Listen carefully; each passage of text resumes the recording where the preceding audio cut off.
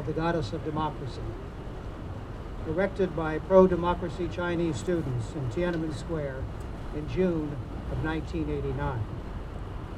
Our foundation actually debated what icon we should select for our memorial. A section of the Berlin Wall, or perhaps a broken upside-down statue of Stalin, a perpetual flame of freedom. In the end, we unanimously selected the Goddess of Democracy because it recalls the tragic massacre of Tiananmen Square, how much a communist regime fears freedom, and because it has indeed become an international symbol of democracy with replicas in many countries and on many continents.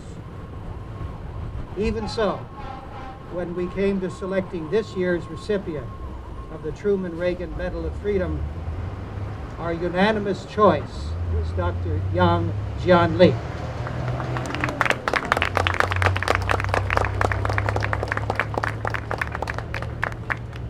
Because he was at Tiananmen Square in 1989 and personally saw more than 30 people killed, including 11 students run over tanks. Because after earning 2 doctorates here in America coming from China, including a PhD in political economy from Harvard, he returned to China on a friend's passport to monitor labor unrest in the northeast of China. He was arrested, held incommunicado for 2 years, and then sentenced to 5 years in prison for espionage and illegal entry. In 2006, following an international campaign calling for his freedom, Dr. Yang was released by the communist authorities on the condition that he immediately leave China. Instead, he insisted that he return to his hometown to visit his father's tomb. He was immediately sent back to jail. A year later, he was released and at last allowed to leave China. Since then, as founder of the Foundation for China in the 21st Century, a signer of Charter 08, and president of Initiatives for China, Dr. Yang has been a tireless, eloquent advocate for a free and democratic China and those brave dissidents in China who continue to speak out for human rights. He's an inspiration to all who love liberty and are committed to the freedom and independence of all captive peoples. In accepting the Truman-Reagan Medal, he joins other champions of liberty such as Václav Havel, Lech Walesa, Elena Bonner, Pope John Paul II, Armando Valadares, Vytautas Landsbergis, Vladimir Bukovsky, and Tom Lantos. Therefore, in recognition of his signal contributions to the cause of freedom and his steadfast opposition to communism and all forms of tyranny, it is my honor to present the 2013 Truman-Reagan Medal of Freedom to Dr. Yang Jianli.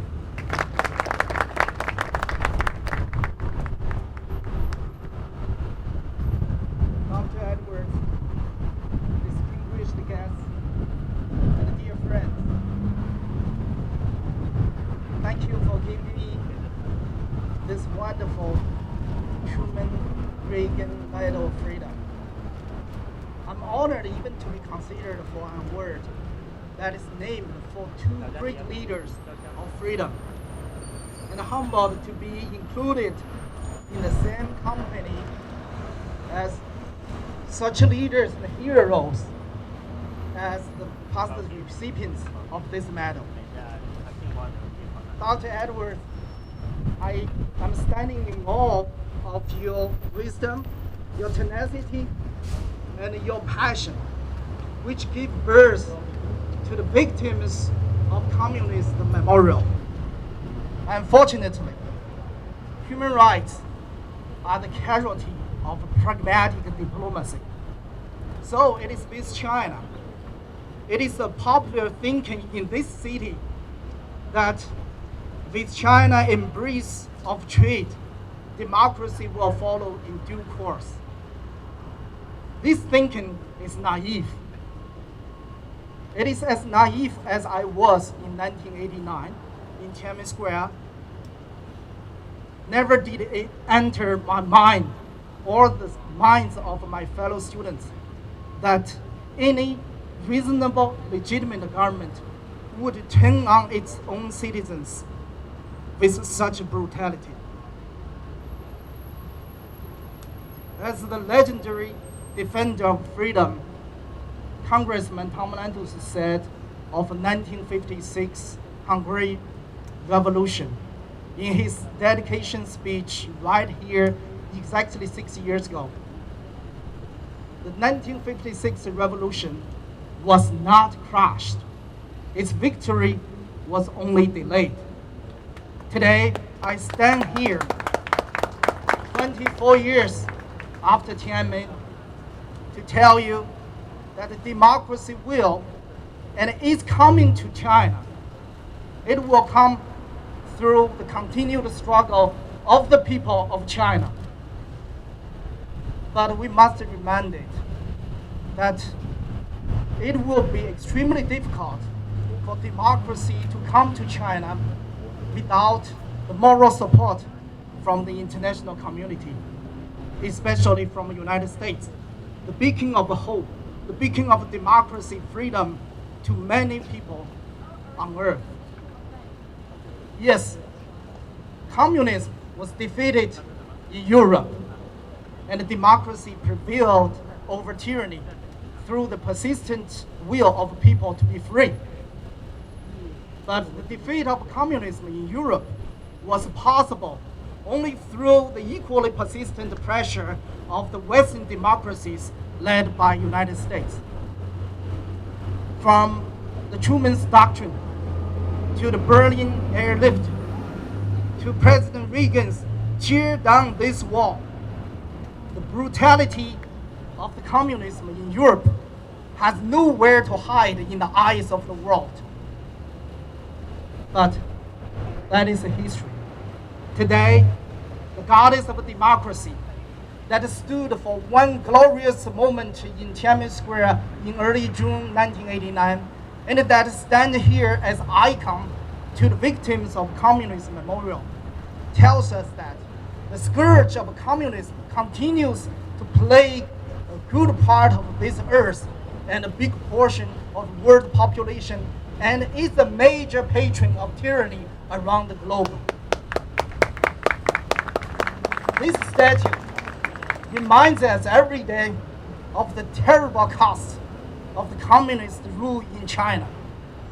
The CCP has conducted the cruelest theft of private property in the history of the world, has been responsible for most bloody political turmoils, the most horrific starvation, and the greatest number of non-natural deaths, including 1 million Tibetans and another million Uyghurs. The CCP has created the most numerous cases of injustice, has perpetrated the most barbarous destruction of historical heritage, natural environment, and religious beliefs.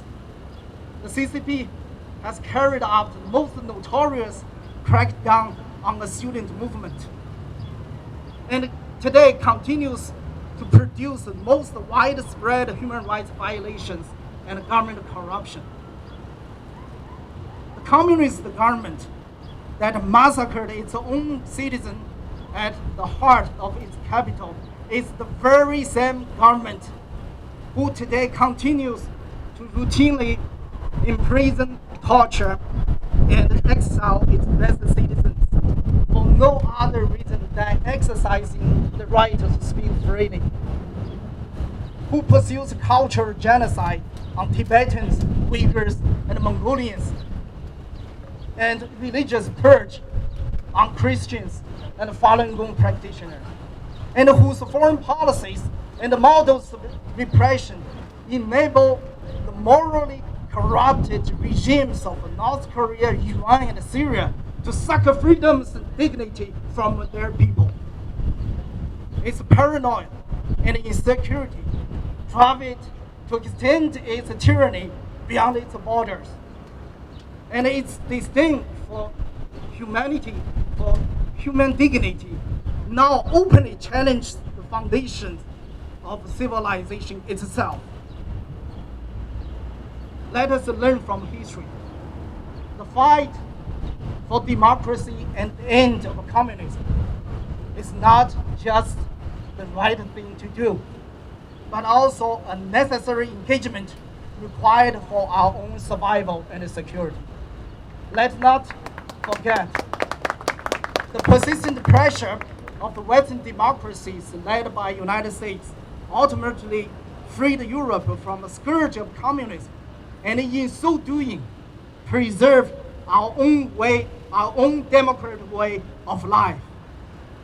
We must today apply the same turnitin with China for Chinese peaceful transition to democracy.